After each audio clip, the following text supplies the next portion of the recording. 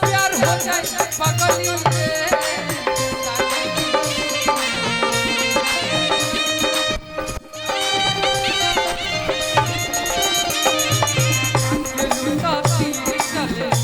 घरे कौने बदरा से कजरा चोरैलू दिक्कत हो जाएगा आपको। कौने बदरा से कजरा चोरैलू कौने फूलवा से खुशबू मंगैलू देखी वो लोग के काम बा वो अपन काम करेले हम अब वो लोग के फेरा में ना रहेला हमार माय बाबूजी कतना बार कह के रखले कि तू अब स्टेज पर मत जा लेकिन ये लत लगल बा के करा फेरा में ओहनी के फेरा में कि ये हो धनजिया छछना बेला छागल नथुनिया पागल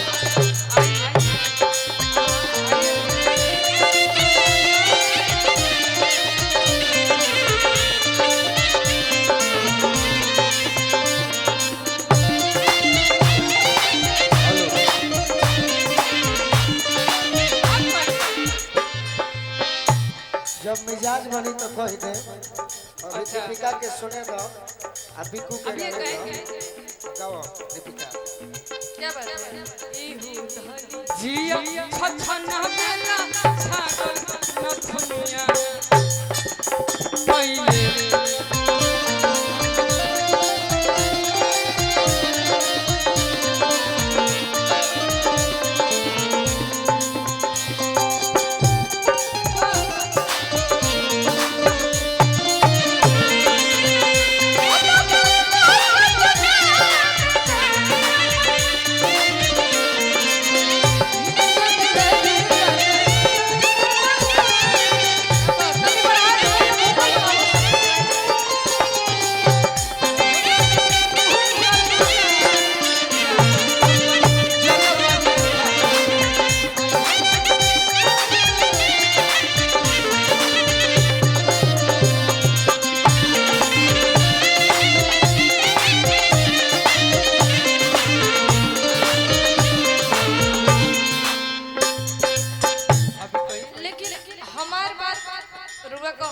लेकिन हमारा तनी स्केल ऊपर करे के पड़ता नहीं, हम उठा दी स्केल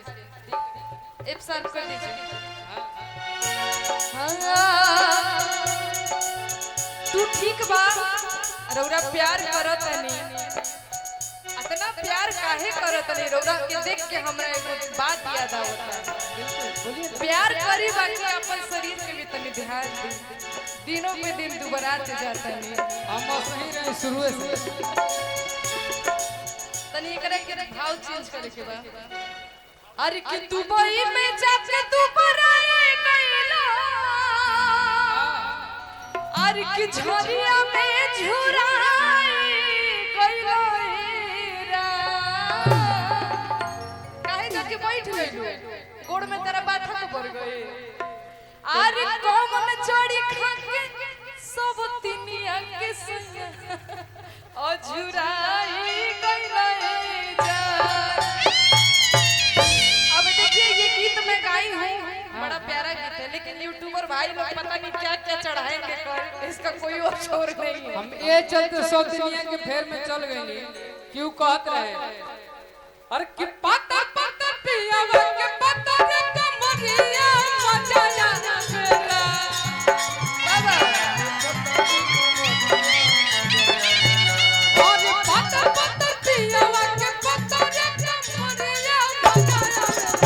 जब धरिया कबर बाबा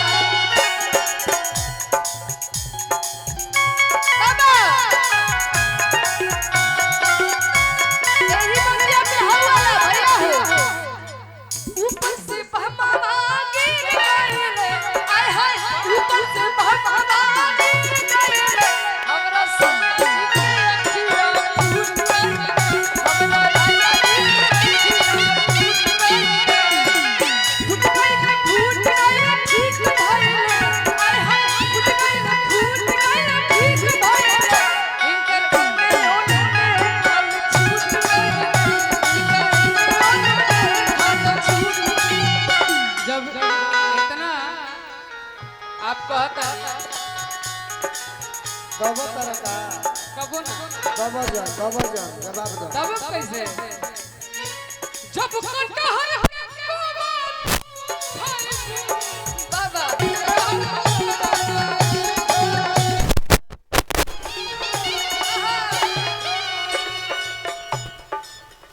अरे कोम चोरी खक समटी खक समटी ओ झुराई गयो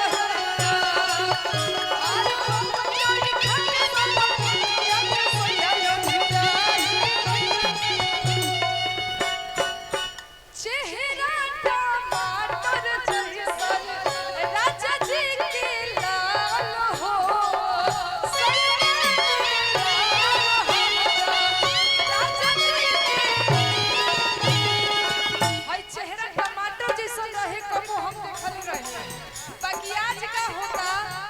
फूलल पाछिए में करे जाऊ के गाल हो करे जाऊ के गाल हो करे जाऊ यही से हम कहत हनी कि सब चीज पे ध्यान देला के बावजूद सेहत पे ध्यान देना जरूरी बहुत जरूरी है। काहे कि जानते हैं क्यों काहे कि प्यार किया बदनाम हो गए प्यार किया बदनाम हो गए चर्चे हमारे सरेआम हो गए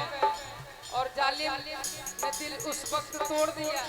जब हम उसके प्यार के गुलाम हो गए लेकिन हम आपसे ये बात कहेंगे कि वो जालिम का छोड़िए कभी उसके आगे पीछे भी नजर घुमाइए आपके पीछे तितलियां होंगी और यही फेरा में रहते तो हम ओकर फेरा और जो तितली जो होगी वो तितलियां आपको क्या कहती होंगी पता है कभी यहाँ बात करते हो कभी वहाँ बात करते हो कभी यहाँ बात करते हो कभी वहाँ बात करते हो अरे आप तो बड़े लोग हो साहब हमसे कहाँ बात करते हो भैया यही पे कहते हैं अरे कि कोमल चोरी खक पंगली लिया के सोया और झुराई तो